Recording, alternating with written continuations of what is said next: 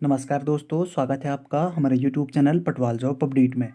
आज हम बात करेंगे उत्तराखंड प्राथमिक शिक्षक भर्ती के बारे में।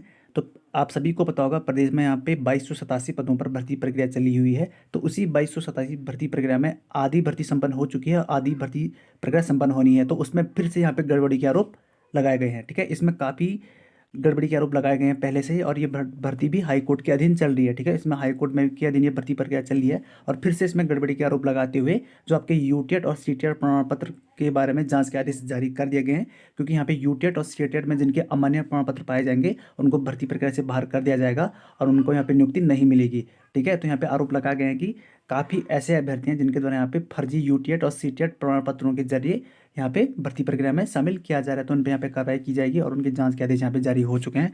तो पूरा हम डिटेल से चर्चा करेंगे, आप वीडियो में बने रहिए।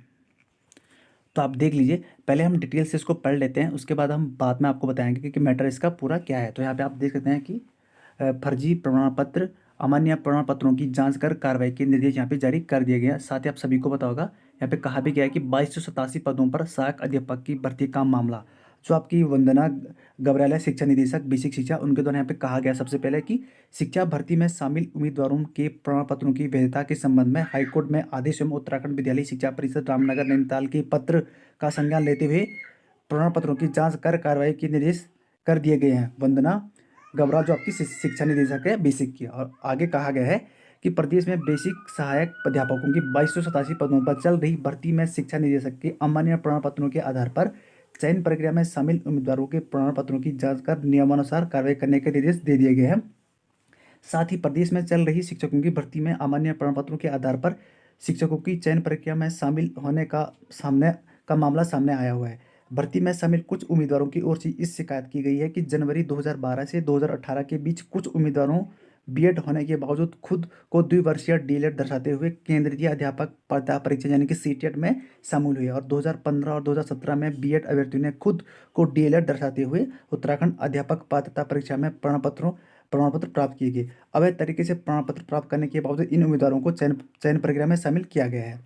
विभागीय स्तर पर कार्रवाई न होने पर कुछ उम्मीदवारों की ओर से इस पिछले साल हाईकोर्ट की याचिका दाखिल की गई थी। हाईकोर्ट के आदेश पर शिक्षा निदेशालय ने 9 दिसंबर 2021 को अभ्यर्थी के आवेदन का निपटारा करते हुए आदेश जारी किया है कि जनवरी 2012 से 2018 के बीच केंद्रीय अध्यापक पात्रता परीक्षा के आधार पर चयन प्रक्रिया में शामिल ऐसे अभ्यर्थी जिनका चयन बीएड वर्ष के ज्येष्ठता एवं शैक्षणिक गुणांकों की श्रेष्ठता के आधार पर है, उन्हें नियुक्ति पत्र जारी नहीं किए जाएंगे।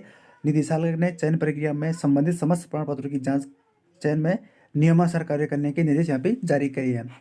साथ ही यहाँ पे कहा भी गया है कि उत्तराखंड विद्यालय शिक्षा परिषद की अपर सचिव ब्रिजमोहन सिंह रावत ने कहा कि शिक्षा निदेशक को लिखे पत्र में कहा गया कि 31 अगस्त 2016 से 28 जून 2018 के बीच 2 बार अध्यापक पात्रता परीक्षा की गई।